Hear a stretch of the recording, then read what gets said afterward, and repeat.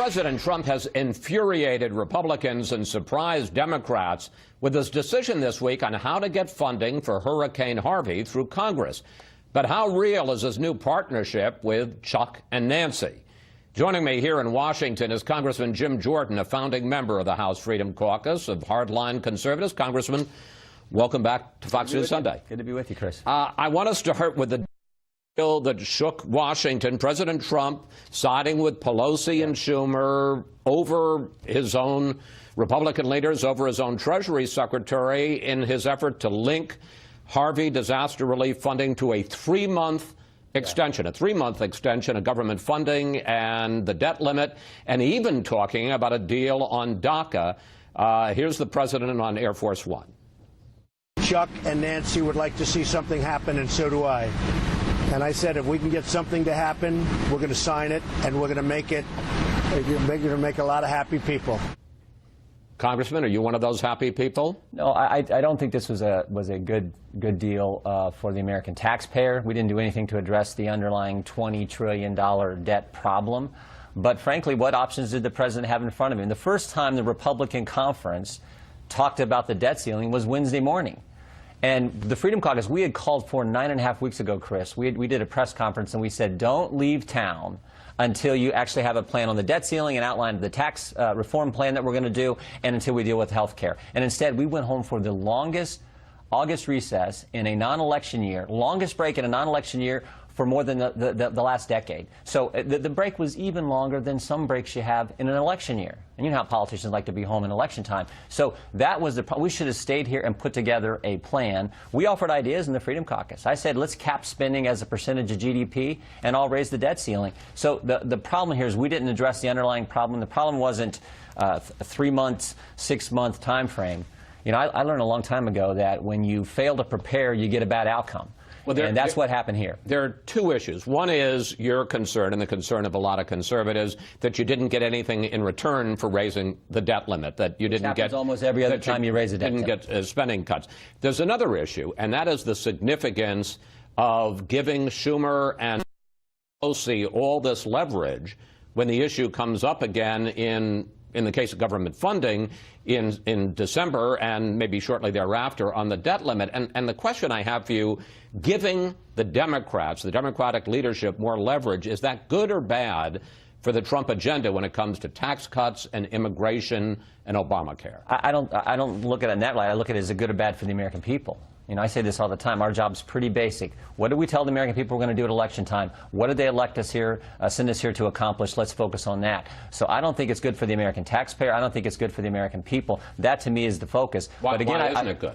Well, when you just raise the debt ceiling and don't do anything to address the underlying problem, I mean, this is like your kid at college who's got your credit card and he's spending more than he takes in and he's already piled up a lot of debt, and he gets to say, oh, for the next 3 months, I got unlimited borrowing authority. I think if that was your son or my son, we'd have a problem with that. That's what this deal in essence did. So that's why it's not good for the taxpayer. The fact that you're giving the Democrats another bite at the apple on all those issues in December. Chris, I'm an American. You have to be an optimist. So I look at it this way. We get another bite at the apple. We're going to put forward a plan that says let's cap spending. This is where the Freedom Caucus, we took a position. Let's cap spending as a percentage of GDP. Let's bring spending back down to its modern times historic norm below 20% of gross domestic product. And then let's get this economy growing. I do agree with the president. We need to go, focus on tax cuts. We need that because that's going to give us the kind of growth we need to deal with a $20 trillion debt burden. But I look at this as an optimistic from the Republican side as well. We have a chance now to put together a plan, take that case to the American people early, not wait till the last minute like we did before, and sell that plan to the American people and pass that. But what do you think of the idea of this alliance between the president and, as he calls them, Chuck and Nancy? Are you concerned about the possibility that he might go with them? I think the president is focused on doing what he told the American people is going to do, cutting their taxes, building a border security wall, dealing with Obamacare, all those issues. Wait, folks in Pennsylvania, Chuck and Ohio, Nancy, Michigan, but Chuck and Nancy are against repealing Obamacare. Chuck and Nancy are against funding for the wall. Chuck and Nancy have a very different idea of tax cuts.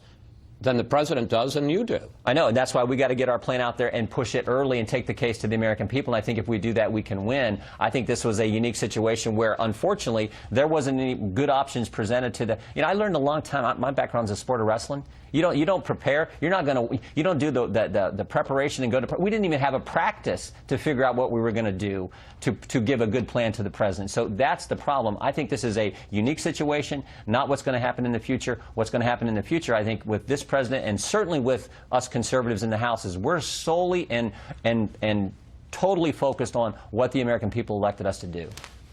I just want to press this one more time, because there were always doubts about whether or not this president was a true conservative. You heard it from a lot of folks on the right, members of the Freedom Caucus. Do you worry that he may be more interested now in scoring victories than he is in pushing a true conservative agenda? What I worry about is, I hate to keep saying it, but it's what drives our mission statement, the Freedom Caucus, is the countless number of people who feel like this town's forgotten them. Our job is to remember them and fight for them. I think President Trump has that same vision, that same focus. In this situation, he wasn't presented with good options. He does want to get focused on tax reform. I get all that. So we got to make sure we push forward the things the American people elect us to do, give those options to the president, and I'm confident when that happens, he will pick those options that are conservative and are consistent with what the American people elected us to accomplish. Given what you've just said, do you have full confidence in House Speaker Paul Ryan? Yeah, no one's. I mean, there's these stories that what one story said, Mark Meadows and Jim Jordan met with the Speaker. I mean, hardly news. We meet with the Speaker every single week. No one's talking about changing in leadership. What we're talking about is just what I said.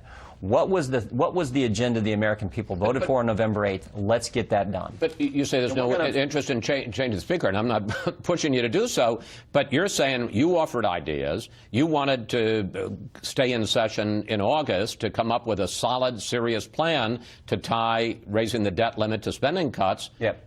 You did.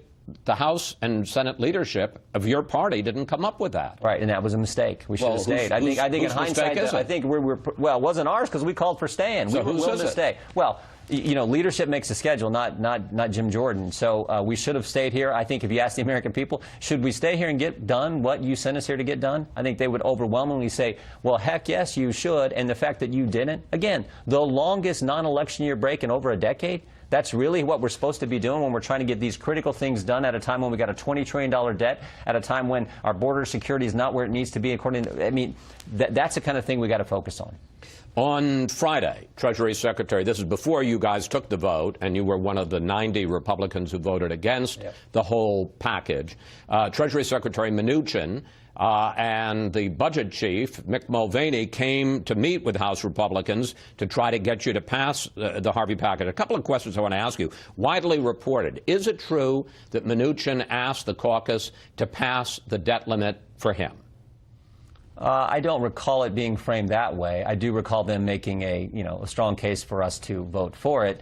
Of course, there was pushback from members, like you would expect, because when you have a $20 trillion problem, you probably shouldn't just allow unlimited borrowing authority for the federal government for the next 3 months without doing anything to address the $20 trillion problem. Now, to me, that is just common sense. But again, that's where we wound up. They were pushing for it, and 90 of us said this is not a good deal for the American taxpayer. Well, that brings me to my final question. Mick Mulvaney, who used to be a member of the House Freedom Caucus, a budget hawk, I see the smile on your face, used to be, he wouldn't commit, as I understand it, that when the debt limit comes up again in December or shortly thereafter, that you will tie it to spending cuts. And I want to ask you about that, one. And two, the fact that the president is now talking with Chuck Schumer about doing away with any vote on the debt limit. You basically lose the opportunity to use that as a tool. Yeah, that's a bad idea. I mean, again, go back to the example of your college son who's got the credit card. He wants to say, I want to raise the limit, Dad, and I don't even have to even talk to you about it. I think that is just particularly when you have the debt burden that we currently have. So that is a bad idea.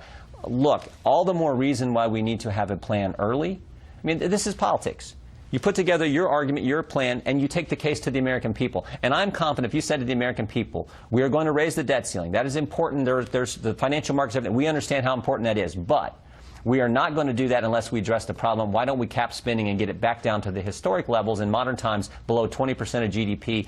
I think that makes a lot of sense. It's a phase down. That's the kind of approach. You take that to the case to the American people, you do it early enough, you do the preparation early enough, you can actually win the match.